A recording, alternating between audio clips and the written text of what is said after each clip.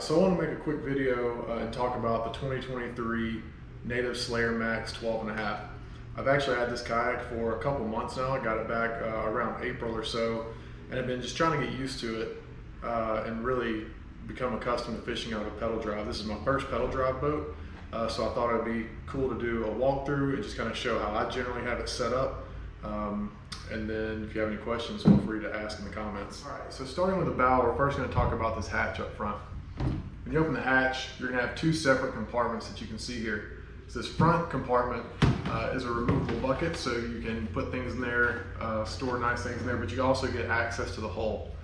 The second compartment here is actually a battery box, so I'm able to mount my transducer to the bottom and run that transducer wire straight up through the hull and put my battery directly in here as well. So the wiring is ran through this front hatch compartment up to the side to these plates that we'll talk about in a little bit, and my wires come up through that.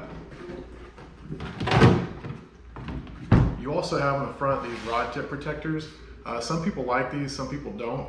I actually use them occasionally just for getting some rods out of the way here and there. I don't actually use the stagers, the rod butt stagers that come with the boat. I took those off, but the rods tend to sit well beside the seat, and I can show that a little bit later. But I'll run the rods just from the seat right to the front.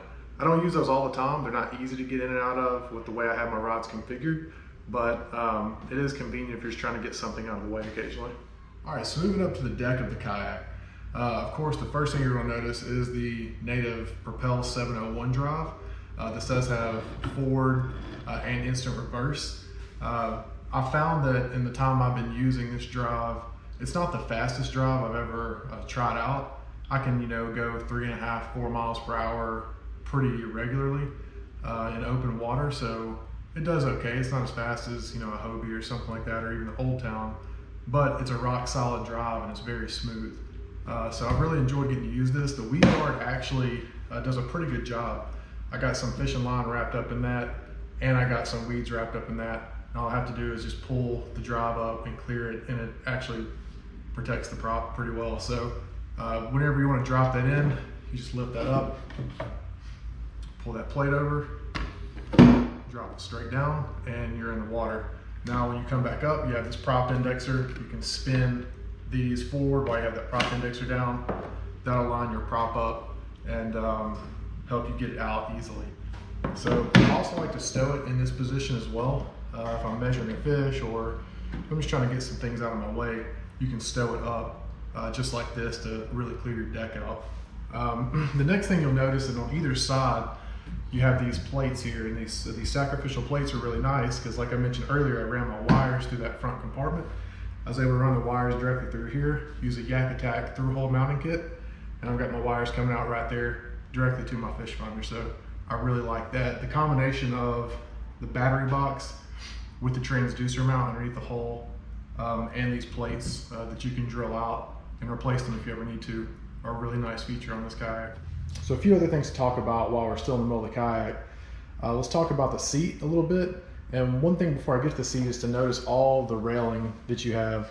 So there are plenty of rails here for mounting accessories. I've got on my right side here, I'm able to mount these rod holders. These are the 4-rod stager made by 3D Yak. So I have these mounted here and here. So instead of having my rods behind me, I actually put my rods to the right of me here, and can stage 4 rods in that. And then I'll also run rods in the rod tip protectors if I need to. So these are a really nice feature. I'd rather use these than use the molded in ones or use a black pack because I don't like rods sticking straight up behind me. You also have some nice storage here on either side. This will hold Plano boxes, so you can lash those in if you need to. On this side here, you have your rudder release, so you can pull this. This kayak does have the spring blade rudder that Native offers, so that's a nice upgrade for 2023. And that rudder makes a ton of difference. Stowed up, it doesn't turn or maneuver as well. When you drop that spring blade down, it really helps the turn radius. On the opposite side here, I've also got this tool organizer. This is also produced by 3D Yak, and I like the way I'm able to mount it inside the storage compartment and keep my tools kind of in that little compartment there as well. I did want to show how these rod stagers from 3D Kayak work. So you can see I've got just 2 rods staged up in it right now, but I can fit 4. 3 is a little more comfortable, but you can do 4 as long as you're careful. But you can see I've got the rod butts staged up there, and they just line up with the front here. And those keeps those rod tips, apart and keeps things from meshing up. But then also I will run a rod right here to the side, so you can see it fits right there by the seat. And then we have that ran right up to that rod tip protector. All right, so moving on to the seat here, I've got this thermarest in the back. It's actually a really comfortable seat. The first time I took it out, I didn't put anything in here, and I was able to stay out for several hours with no issues at all. My favorite part about the seat though is actually the under seat drawer. This thing is awesome. You can see here that it stores 2 3600 planos with extra space, so I can throw extra lures in here, throw my sunscreen, some snacks and stuff up front. So this is really handy to keep extra boxes in, especially if it's something that you're grabbing, all the time. I've got a frog box in there, so if I'm not frogging, I can easily change frogs out or anything like that. The seat's also adjustable, so you see on either side you have these knobs that you can loosen up, and you can slide the seat back along this entire track to really get you closer to the drive or farther away from the drive. All right, so I want to swap over to the left-hand side of the kayak here, just to show you the rudder control. So that rudder control is right here. I read online, some people complain about this. I don't see any reason to complain about it. I haven't had any troubles with it. I have had to adjust the rudder cabling and adjust the tightness and things like that, but that's just normal, regular maintenance. So nothing special to it. Rudder controls right there. You cannot swap it to the right side if you wanted to. It is left hand only, but I find that it works perfectly fine. There's nothing really to complain about. All right, so moving to the tank well of the kayak. This tank well is enormous. Gigantic tank well. You have room for days. I opted to install the native watercraft sidekicks. I went with that because it just makes loading in and out of the truck so much easier. I don't trailer this kayak, I just load it into the bed of my truck, so this makes it so much easier to get in and out and move it around. I am running the air tires right now. I'll probably swap to the airless tires at some point, but I don't mind the air tires because if something happens, they will float. You just have to give it a little bit of effort to lock them back in place whenever you're getting off the water. I actually took the bungee out of the rear tank well. I take the bungee out of all my kayaks, and I opted to put the Yak Attack tie downs here, and I just mount this Engel cooler directly in the back, so that gives me easy access to all my tackle. Another nice thing in this tank well is the paddle storage. You're not using your paddle a whole lot, but when you do need to use it, you need to be able to get to it easily.